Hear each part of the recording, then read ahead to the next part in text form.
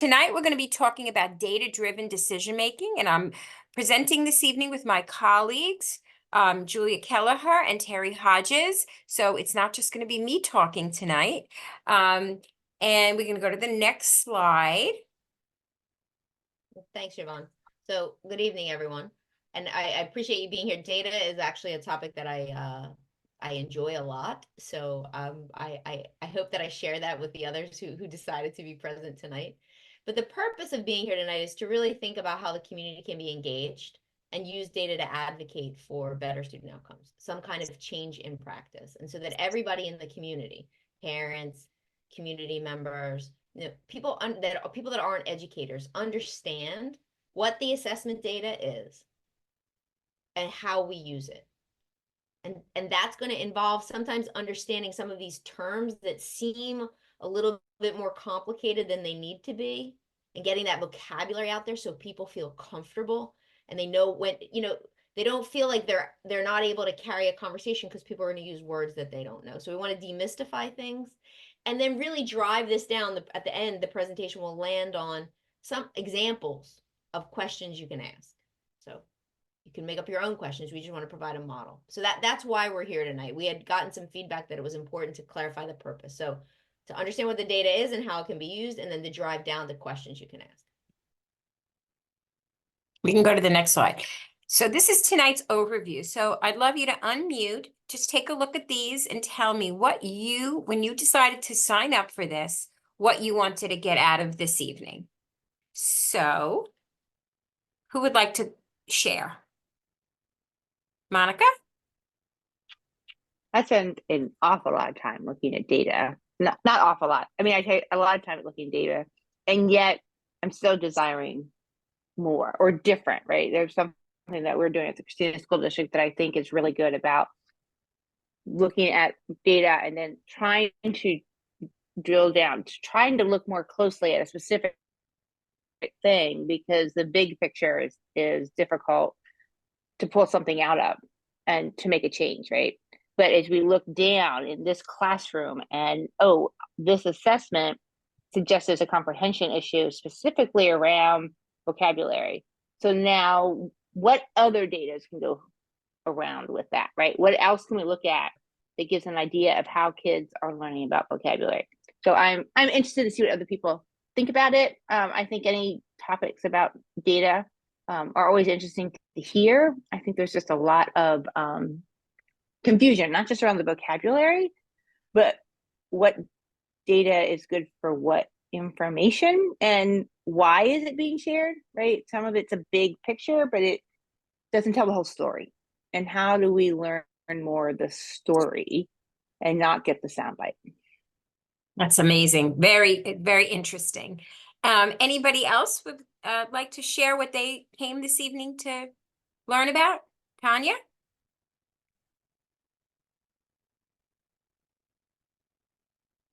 You're on mute. Oh, sorry. I was No trying to push it and it wouldn't, the line wouldn't come off. Okay, so I'm really interested in number 3, interpreting the assessment data, and number 5, understanding individual student reports. Great. And one more person, anyone else? Hello and good afternoon. My name is John Martin. They call me Marty. How's everyone? Hey, John. Marty. Hi. I am interested in learning more about how student achievement data can influence school boards to make decisions that impact student achievement. And it's a goal of mine, plan to turn that into dissertation research. Great. Awesome. Thank you. That's a great perspective. Okay, so go ahead. Yvonne, Yes. sorry, it's really helpful. I just wanted to thank the people who have shared, because it's really helpful to hear what's important to you. In order to be able to deliver a product that meets the customer need, it's incredibly helpful to know what people are curious about. So we put something together, but the information that's been shared so far can really inform what we produce next. I don't know if anybody else has another thought to share, just because I'm eager to grab all of the ideas that I can.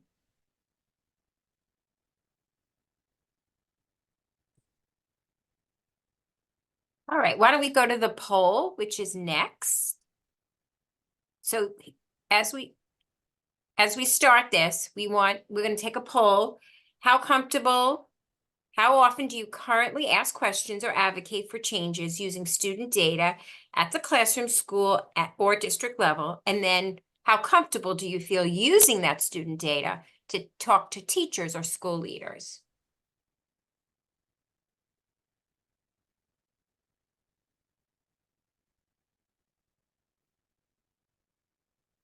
And then do you want to be able to use student data to influence decisions that affect your child or school?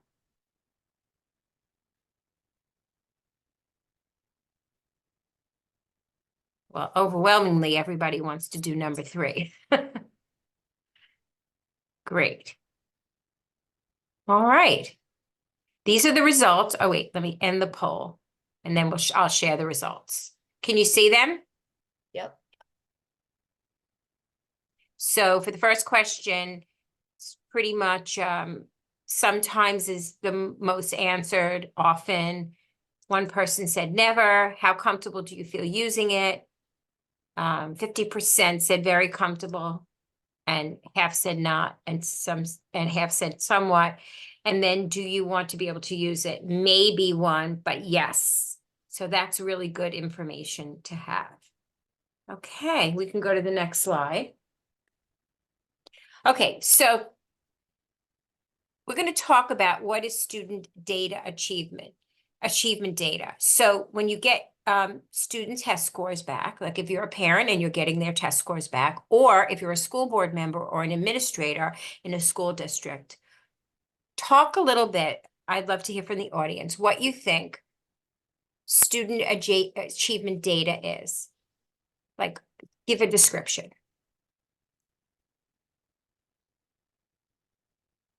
Don't be shy. This is Tanya. I just think it's just a rating comparing your student score with the score in the usually it's in the class, or I'm sorry, in the school, and then in the district, and then you'll see a state score as well. So really all we get is just results similar to a test result that students would get in class. Okay, Monica? I see achievement data as a snapshot, a one-time look into how a student performed on some tasks that day that's highly influenced by their experience that day, their motivation. So I think data is important. Student achievement data is important. I struggle with the ones that we make big decisions on that come from a one-time snapshot. As a photographer, I've taken photos of people for social media, and if I just took the one photo, their eyes were closed, or their eyes looked half open. And if you've ever seen somebody's, you catch a picture of someone's eyes half open, they look stoned. And that would be an inaccurate representation, right? Mhm. And so, yeah, so that's how I see it, is we need to keep in mind really what it is. So it's a moment in time. Yeah, and I love the way you said a snapshot, right? Because that's very powerful. So what do you think it's used for, and who is using it? So we talk about student data, and I think we agree it's, you said it's a report that's in time, a snapshot. But who is using it, and what is it being used for? And I think, Monica, you alluded to that when you were talking about how it's used. If you wouldn't mind unmuting and sort of maybe sharing this. You mean you want me? Yeah, You're you. talking to me? Everybody, yeah. Okay. I think everybody is using this. No, I everybody can't- to answer. Sorry. Yeah. Oh, I'm sorry. No, No, I no, wasn't go asking ahead. you, but I meant Okay, I everybody. think everybody is using this. Everybody's looking at it. Few people are understanding it. I would even hazard to guess that few educators, certainly few policy makers, are truly understanding. Few legislators are really understanding this or seeing it deep enough to get an understanding. And I would hazard to guess that there are educators and administrators who are looking at it and have a level of understanding, but are coming to realize it's not telling the story. It's not, it's like, it's opening more questions. And so we're looking into, okay, what are we missing, right? Let's fill in the blanks of this snapshot. What other pieces of data? And maybe that is an exit ticket. Maybe that is an actual interview with students in the class. Those type of things, depending upon what it is that you're looking around, getting an idea. You think as a teacher that you are teaching something, but if someone comes back and interviews the students about what it is they learned, and they're all saying something different, you as a teacher are like, okay, no, that explains why they're not doing as well on this assessment, because here I was giving this, but they were receiving this. And a lot of times a formal assessment doesn't show that. It says that they didn't get yours, but it doesn't open up why. Thank you for sharing that. Anybody else?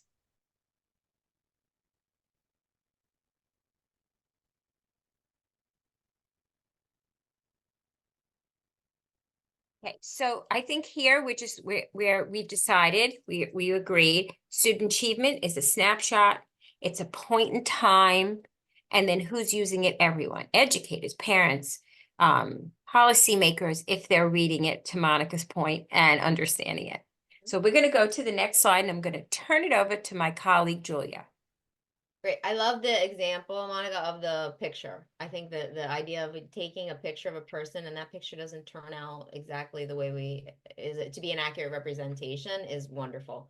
And I also want to support what you said and what John said earlier, about like how to use the data. I mean, I've been trying to get better at doing this since 2006, and so it's definitely a process. So I think that we're always building capacity and there's always something new to learn. So here are some key terms. Formative assessment versus summative. Formative is happening throughout and summative happens at the end. So norm reference means we're going to compare everyone, raise your hand if you can use the reaction. Like, do you have a child? Do you have a child? Do you have a person? Okay.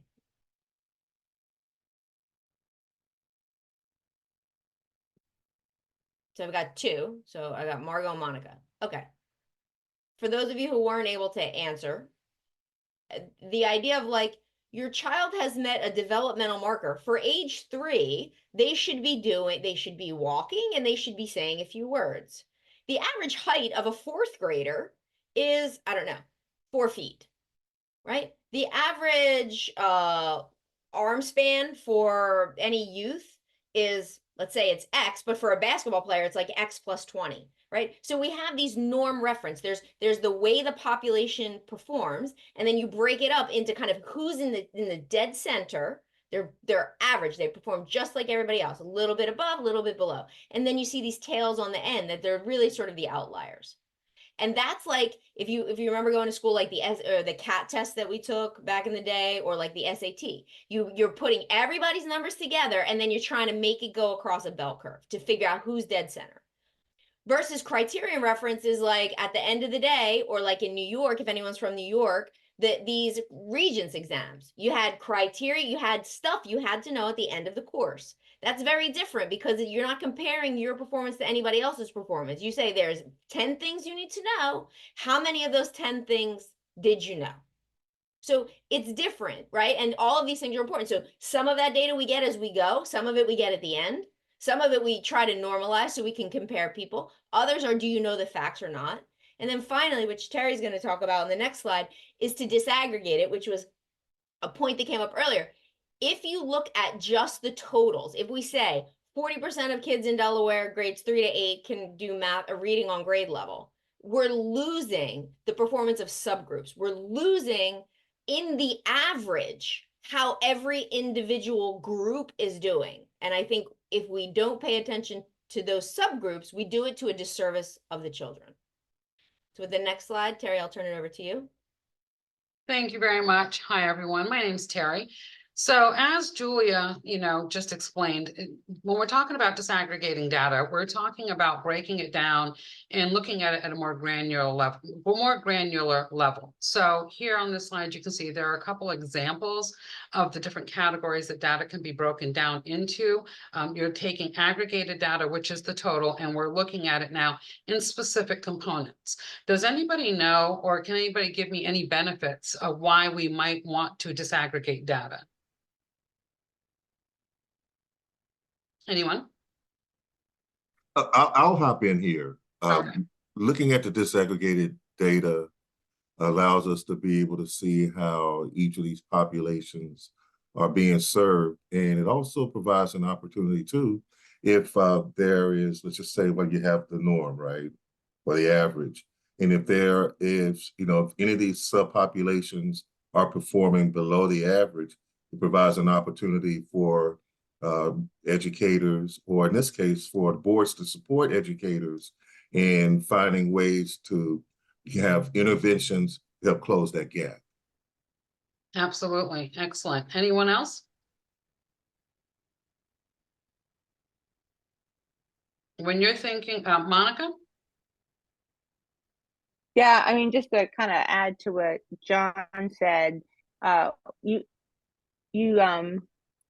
it's really important, like if we're looking at grade level data and we have a third grade that's not really performing really well, not where we expect it to be.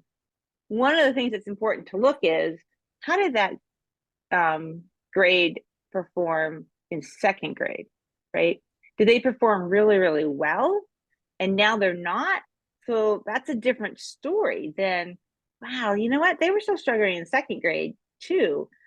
Those are different things that we need to look at, right? I can imagine several different issues that could possibly be part of that.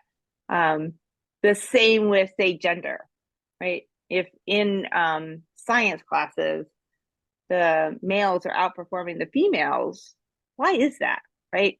And again, I can imagine a variety of ways of things that are doing that, are contributing to that. And it's important to look at that and even look deeper than that, right? We want second grade females who have special education and struggle, and English is their second language, right? So let's look into that group, because if you go down and you look at, okay, well, here's the grade, this grade is we're struggling with, and then here's the next, well, what does that grade look like? And you keep kind of drilling down, you have to get a better information in order to tell an accurate story, in order to be able to give the supports that are necessary to get them where they need to go.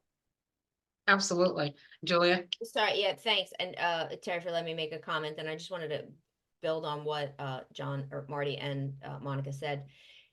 This idea that if we change the funding formula and there's all of a sudden more money coming in, I think it's incumbent upon us to make investments that reflect an understanding of the underlying needs. So if there are additional funds and there's a problem with second graders in science or in special education, that the investment directly follows what the data has shown you. Because more money on top of money that's already there, if it's not directed towards a specific intervention that we expect to see a change at the end of the year, I'm not sure what that investment gets you. Right, great. And to kind of piggyback and to wrap up what I'm hearing all of you say, Monica and Marty, and before I do that, does anyone else have any examples or ideas in terms of not only why we would disaggregate data, the benefits of that, but how that data might be used?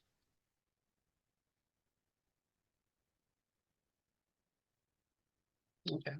So like I said, I think that what I'm hearing from everyone is one, targeted interventions, right? When we're able to break the data down into these very granular components, whether we're looking at grade, race, gender, special education, English language learners, socioeconomic status, and we see differences in the way those populations are performing. If we're looking at assessment data, we can start to develop targeted interventions, design more effective interventions and policies that help those populations, right? We want to disaggregate data so that we can have an enhanced understanding of what that data means. We're looking for underlying patterns and trends. And if I heard you guys when we first started, when you talked about your objectives and what you were hoping to gain from tonight, that was part of it. You were looking to get an enhanced understanding of what the data means when you look at it. And this is part of that, being able to look at it at these micro levels to identify those patterns and trends, anything that could reveal any type of disparities that might mask the overall statistic, right? From a board perspective, I know we've got, board members on policy and decision-making, policymakers, decision makers, you need to have this disaggregated data in order to address the issues more specifically. Again, this is what we talk about and what we mean when we talk about targeted interventions. And then also, for equity and inclusion, particularly because we've got protected classes here. All of these, with the exception of grade level, would be considered a protected class. So it is really important to be able to disaggregate that data and understand what that data means. You can go to the next slide. So on this screen, we have some examples of different types of data that we might look at. So in the education system, we're constantly collecting data. We're collecting data from the standardized tests. Those would be the summative tests that Julia talked about, that we're taking those to at the end of the year. We're collecting data on grades. So those might come in the from formative assessments that are being done at various points throughout the year. They're looking at growth.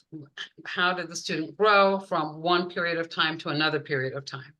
GPAs, we see that more at the higher levels, at the high schools. How are the students compared? You'll see class scales. You've got your valedictorian, your salutatorian, who's performing the highest, where the range of those GPAs. And then graduation rates. Graduation rates in Delaware are typically defined as those who graduate within the standard 4-year time period. So it wouldn't include students maybe that graduated in the summer. So you would have to look at those rates, within the definition that Delaware has set forth. But has anyone had an opportunity to look at assessment data, not assessment data, but look at data? I mean, even for those of you that said you had children, you're looking at this data. Do you look at, their grade? How are you looking at their grades, and how are you determining their performance based on the grade and knowing when to have that conversation with the school or with their teacher? Are you comparing it with anything else? What does that look like for you?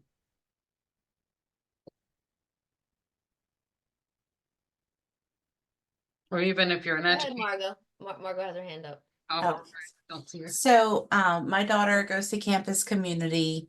I'm on the board as a parent representative as well. But I like that when we go to they have trimesters, and every trimester we actually meet with the teacher and we go over any testing standards to see where she falls as far as grade level, and then how she compares to like the student average, I think it is.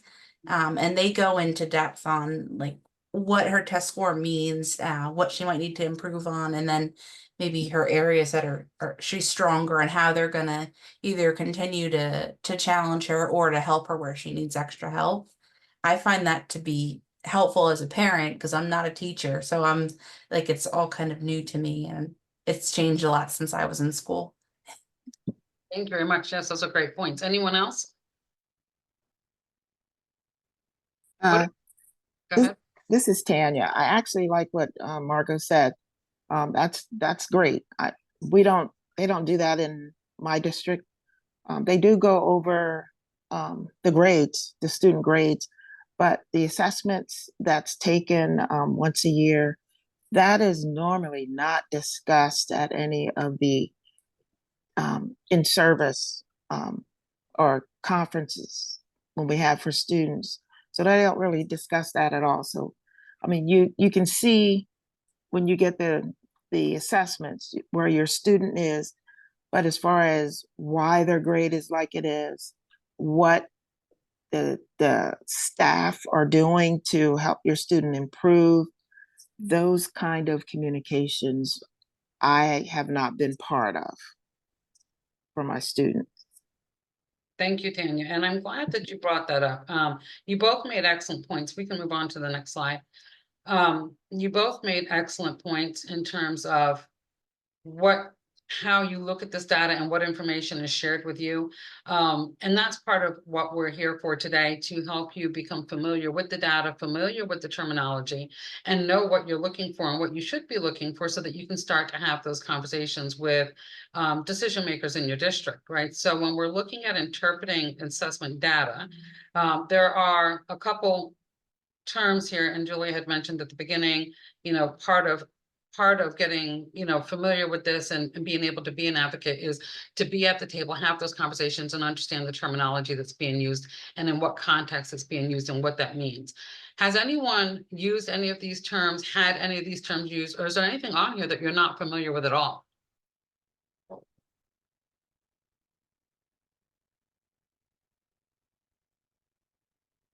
Does anyone know what a scaled score is and why we use scaled scores in interpreting assessment data? Julia? No, I don't have an answer to that question, but I was just looking at the time, and I was wondering, I was wondering if we could frame this maybe for the audience of saying, that we mentioned before, we could do a presentation for an hour on just this slide, right?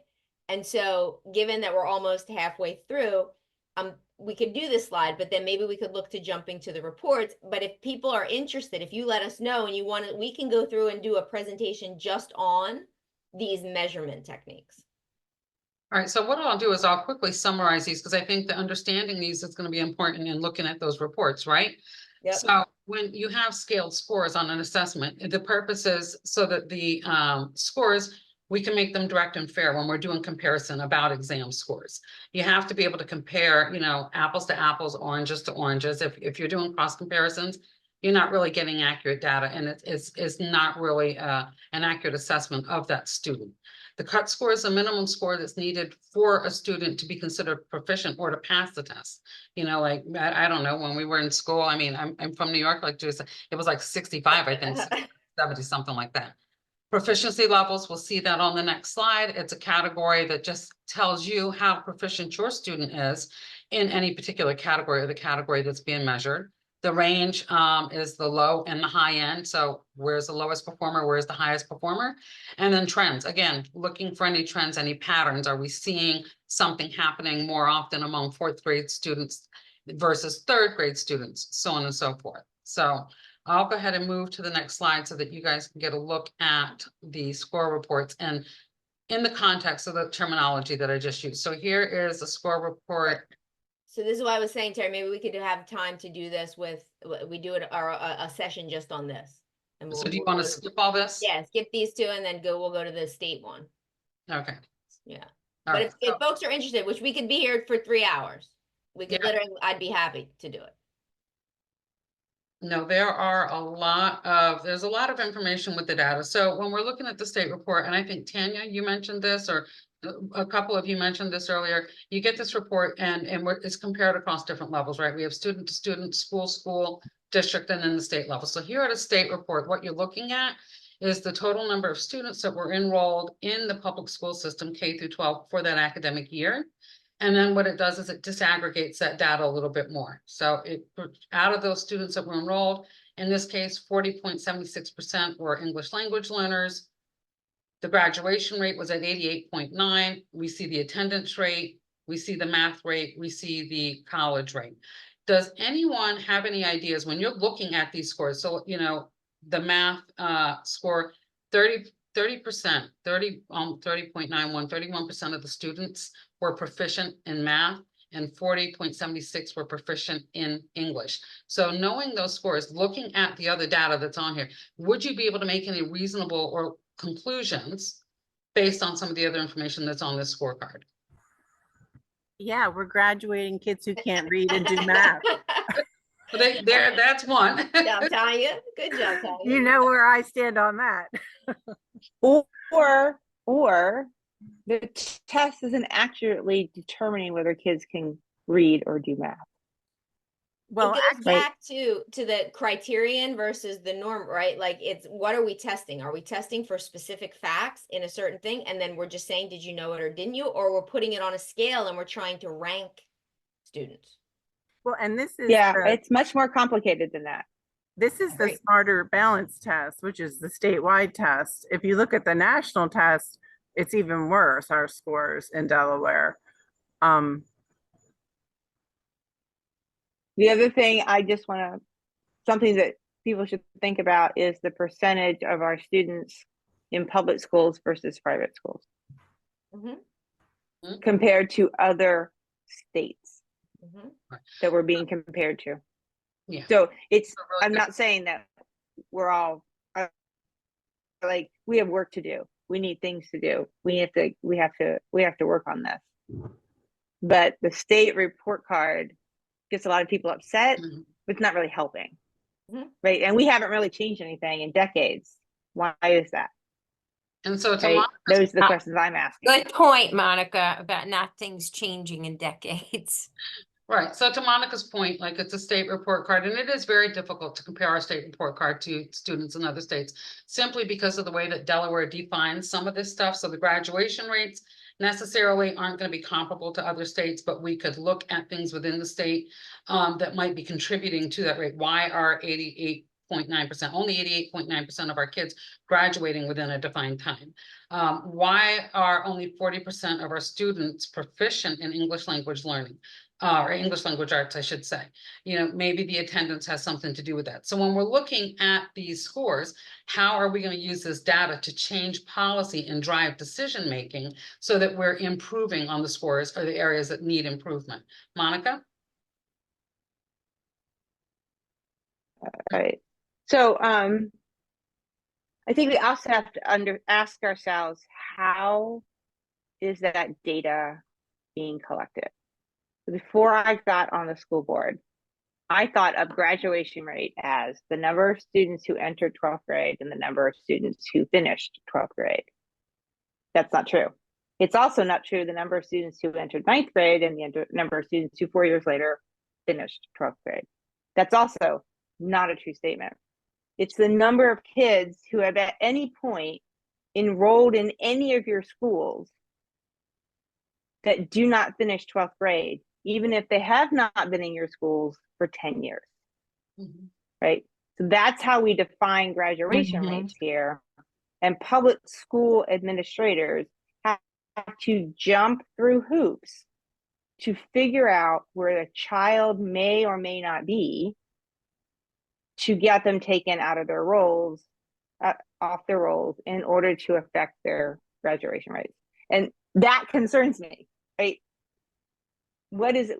Why, right? I mean, I don't know what the answer is, and I don't understand why they do that, but it then makes that whole graduation rate suspect in my mind, right? And it's going to be significantly different for some districts than others based on socioeconomics, economy, transiency in their school districts. And it concerns me that we do that and that our administrators have to work that hard. Absolutely. Thank you, Monica. Tanya? So are you saying, Monica, that, like, let's say, so I live in Brandywine School District. If a student is in Brandywine School District through 3rd grade and then they move to Red Clay, does Brandywine get counted as them not graduating, or is that somehow recorded because they've gone to a different district? It's recorded because they stay within a district in the state of Delaware. Okay. But so, if that child could no longer, their family had to move to Louisiana because that's where they had to go, and that school district doesn't request records, and we can't get proof that that child is in school someplace else so we can remove them, they remain on our rolls. That's crazy. I agree with you. It's really hard in high school. I think it tends to be easier in middle school, in younger years, but they do remain on our rolls until that is removed. And when I found that out, right, and I've heard about principals calling and the number doesn't answer and someone says, oh, talk to this neighbor, or another parent's like, oh yeah, I think they moved to Houston. And so you're calling down in Houston to figure out where they might be. I mean, not a great use of our No, administrators. there's a lot of different ways we can go with the graduation rates. I don't want to hold us up because it's what Monica's saying is absolutely true. And that's what I had mentioned earlier, is that the way that we define graduation is a little different. So it makes it to compare very hard. But I do want to move on because this is a state snapshot. So on the next slide, there's the district snapshot, right? So this is a comparison within the districts. You're looking now at your student as a percentage or as a participant in the district. So this has given us enrollment. We've got Red Clay and we've got a score report here for Cape and Lopin. Total enrollment for the district. We see here what the proficiency rate is in English and math for all the students. We see the graduation rates, what percentage is considered college and career ready in the attendance. And that you could use these if you wanted to see how is your district performing in comparison to other districts. Glaring large gaps might give you cause to ask more questions to your school board, to your district leadership. Why is it 80% in Cape and Lopin, but my district is only at 60 or 70%. I mean, that is a big difference. But I'm just giving you an example of how you could compare the district reports. Julia, did you want to say? That's a great point. Yeah, that's a great point. And I think Bruno, if you could jump to 16 to illustrate Terry's point right there. And I think, can you jump to 16? Yeah, great. So if we look at this slide, this is what Terry was pointing out. How do we this is not this is sample data, right? But and it's based loosely on the last reports, but I'm not attempting to report for the state. So if you look at this, Yvonne, this is yours. I don't know if you want to ask a question. Yeah. So this is a comparison of districts, and we do have to address the fact that we have districts that are performing like between 20 and 30%, and then we have other districts that are performing up to over 50%. But is that really what we want? Like we want students to do much better than this, even the best district, the one that's performing the best. So I'm just curious, and this is ELA. Can we just go to the next slide for a second? The next one's the math, but it's all very aligned. The districts don't move that much. Like, so Cape is at the top is what I'm saying. Colonial is at the bottom in this thing. And I'm not going to go through each one, but just just curious is if anybody, especially if you're a parent with a child in school right now, when you look at your report, when you get your report, you're getting this information in your report. It's telling you where your district is in comparison to other districts, and it's also telling you where your student is doing within the district and within the state. So it's important information. So I'm curious if people have looked at this, if there's any parent on here that would like to talk about if they got their test scores. Like I know you got them, I think, in August.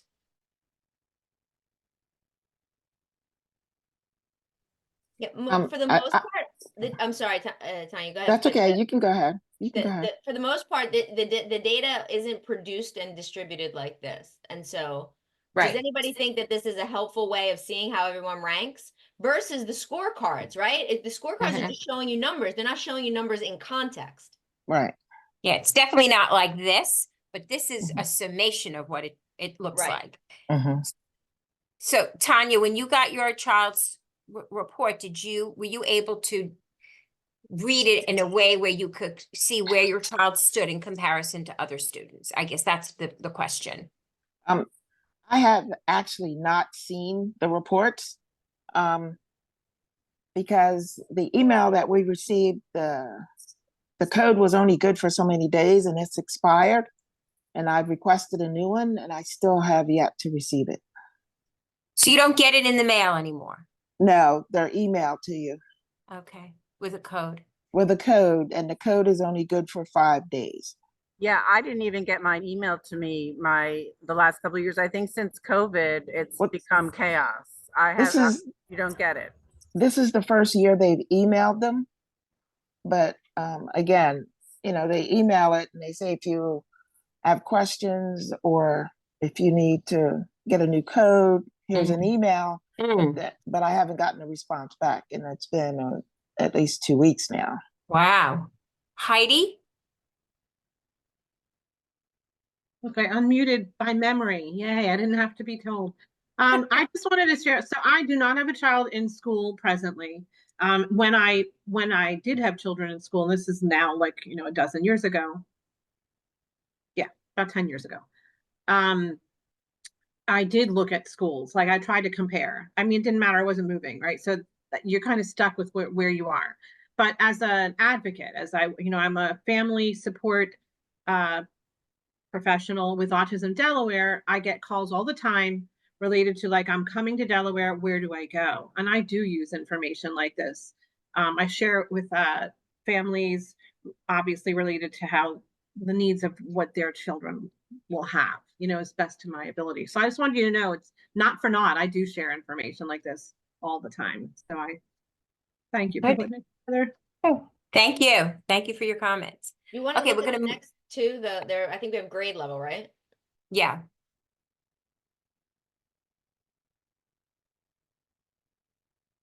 Terry, I think this is you. So what do we see here? My mouse wasn't working, so. Okay. All right, so yeah, so here we got the ELA proficiency by grade level. What is it that you're seeing, here? And I think that we've heard a lot of this information over the last couple of years. But what's standing out the most to you? Heidi? I didn't mean to still have my hand up, but I will You're fine. answer. I think that what's interesting that elementary school is performing, but by the end of elementary school. So I'm like kind of wondering what the curriculum is for the end of elementary school. Right. So, I mean, it's good data to see. This tells us the proficiency by grade level, and we see where a lot, and when you use this, in addition to disaggregating the data, it helps us to inform our policies. It helps us to inform our decision making and to direct our resources to the area that they need to go. Maybe we need to direct more resources to fourth graders because the proficiency rate's so low with ELA. If you want to go ahead and move to the next slide, I know we've got an activity that we'd like to get you guys into a breakout room. This is a math proficiency slide. Says the same exact thing. It's a bar graph. It breaks it down by grade level and then lets you know where they're at. So we got third grade performing just over 45%, but we've got the eighth grade at 30% in terms of math proficiency. As far as the breakout rooms, I believe that they are going to be random, correct?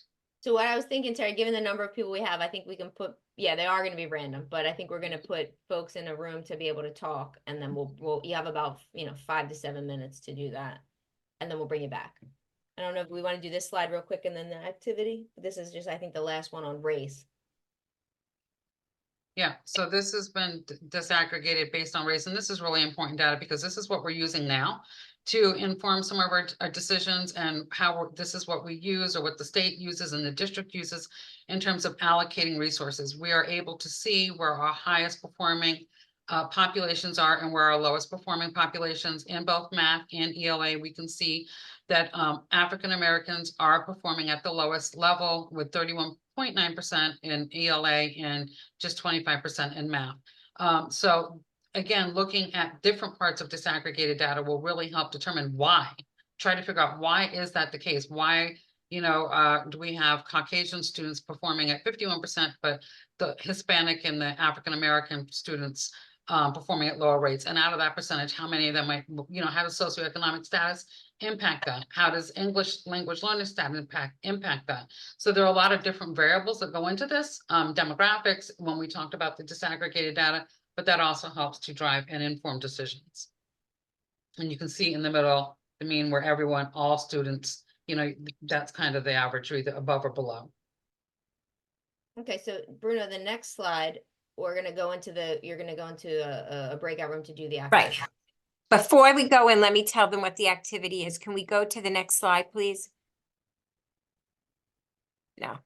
Yeah, this is the sample data. So this is the data you're going to use to look at. I don't know if you want to take a picture of it with your phone or whatever, but this is the data. This is the one we looked at earlier for your activity.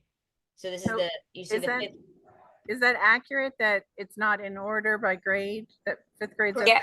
it's in order by proficiency. Yeah. Okay.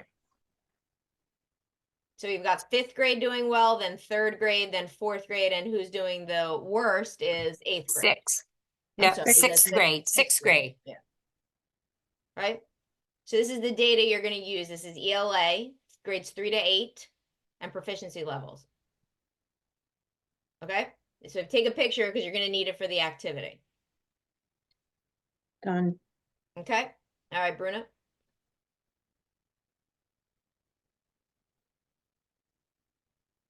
Bruno, the next slide. Okay, go ahead, Yuman. Okay, so in your groups, you're gonna talk about, you're gonna have your data and you're gonna consider these factors. I would take a picture of this as well.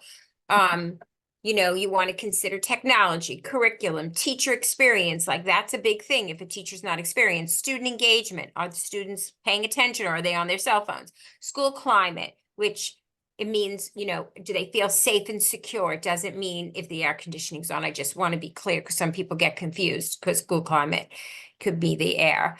Family support, do they have family engagement or parents involved? Do they have access to resources? A lot of students that live in high poverty areas don't have access to resources.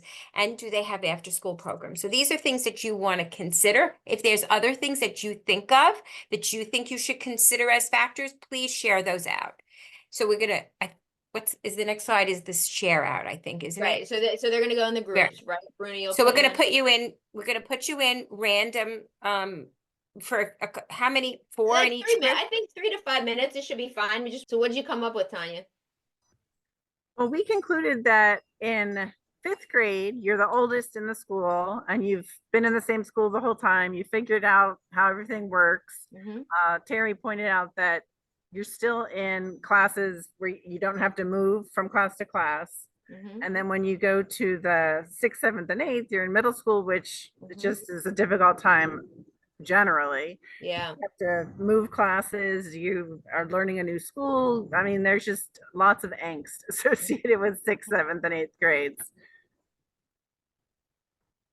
Yep. Anything about the, so that's, I think it's interesting about the grade levels. Anything about like school climate or technology or the curriculum or anything like that come up? I don't know how those things would specifically impact the different grades differently. Do you? I mean, I Margot think has something she could share. She And just Nancy shared in our did group. come up with something on technology as well. I got an idea about families. Like 8th graders and families, like 3rd grader parent comes to school, little kid's happy. 8th graders like, come to my school. Don't come near my school. Yeah. Margot, did you want to share out what we had done?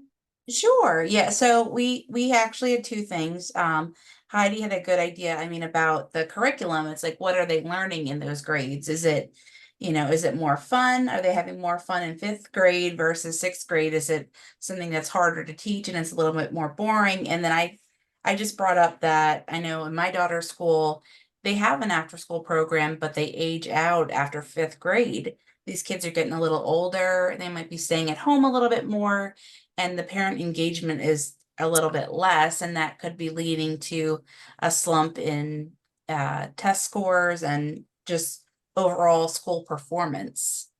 Can I just ask a quick question about the times that schools start? I mean, I happen to live in a different state than I work in. And here the times are very different. Like their middle schoolers are actually the students who go earliest. And I'm wondering if that's also like, what does Delaware look like? Most actually, the high schools used to go first. It depends upon the school district. Like in my school district, the elementary goes first, then the middle, then the high school. Yeah, that's how it is here now.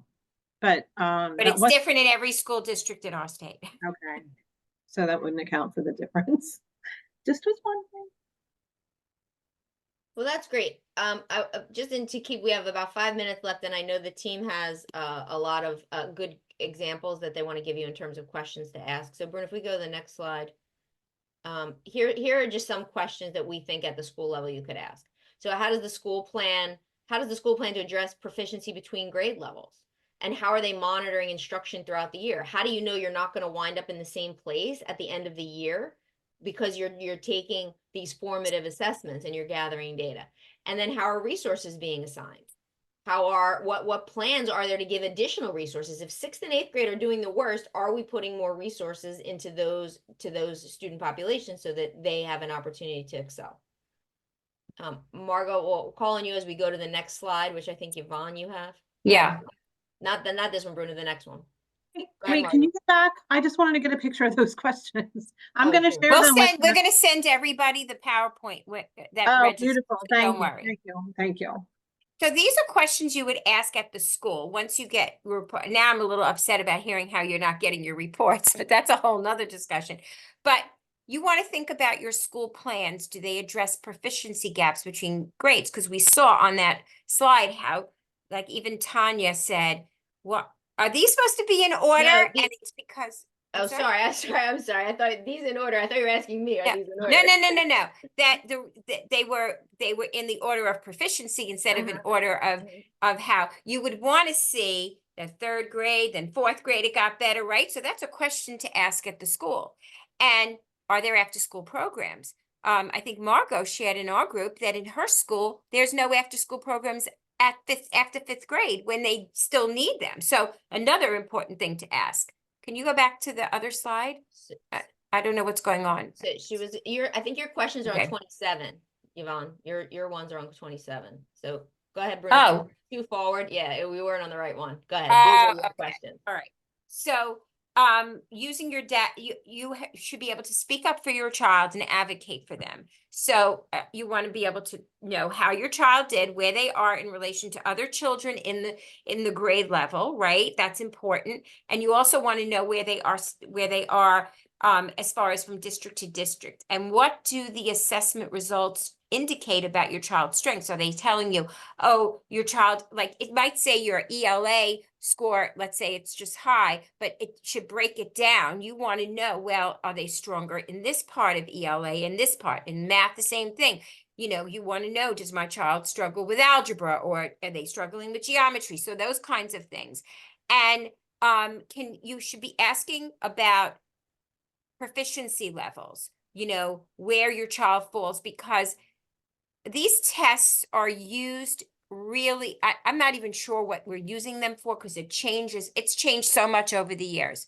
But for your own self and your child, you should be able to know what the proficiency scores mean. So if your child is fully proficient and you have a high, let's say it's at a 5 and your child is at a 4, that's pretty good. But what does that really mean? And these are the things that you should be asking and advocating for on behalf of your child.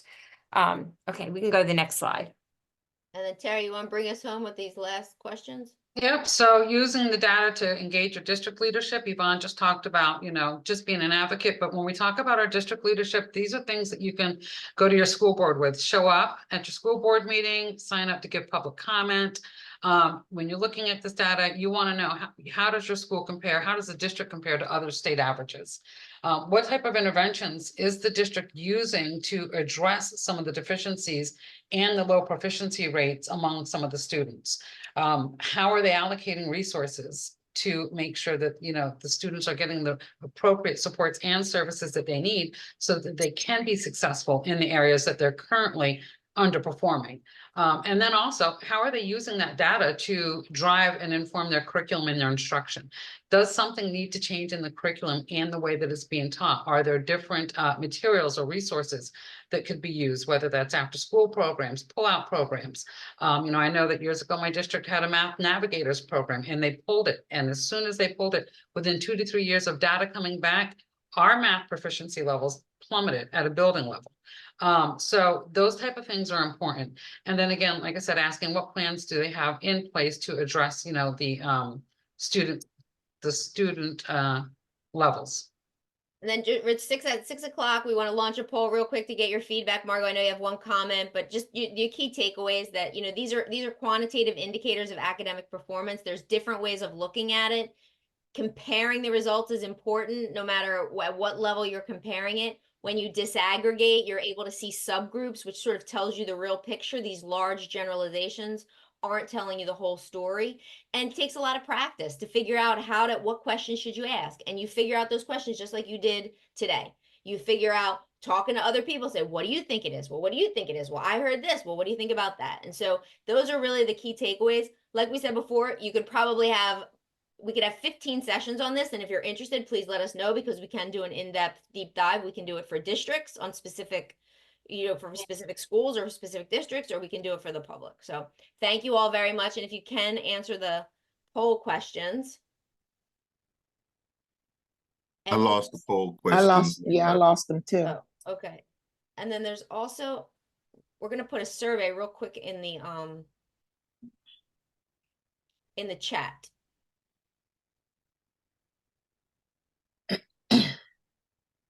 So after this workshop, maybe we Looks can- like people are much more comfortable than they were Yeah. before they started. Right, that's great.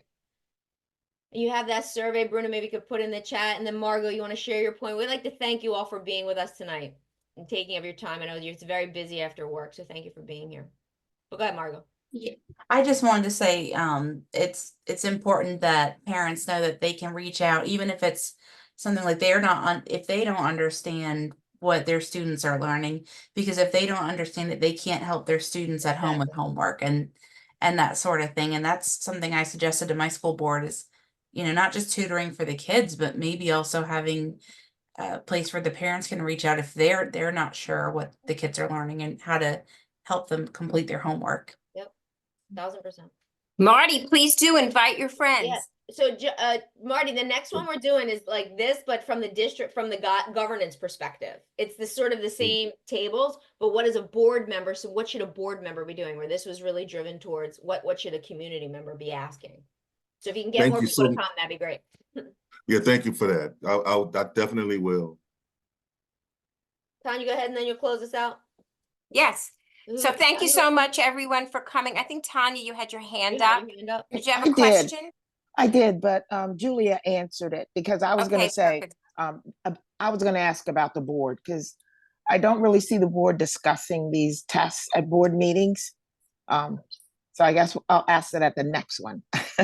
Yeah, and that's Okay. really what we're here for. That's the whole purpose of this organization, is to build Okay. capacity in the community and capacity in the school board. There's no harm, no foul, no finger pointing. We're all in this together for the kids. So we got to get the information and the supports out there so people can do what I believe in their hearts they want to do for kids. Mhm. But if we're not learning and we're not growing, I don't think we're going to come up with a different solution. All right. Thank you, everybody. everyone, for being Thanks very here much. this evening. We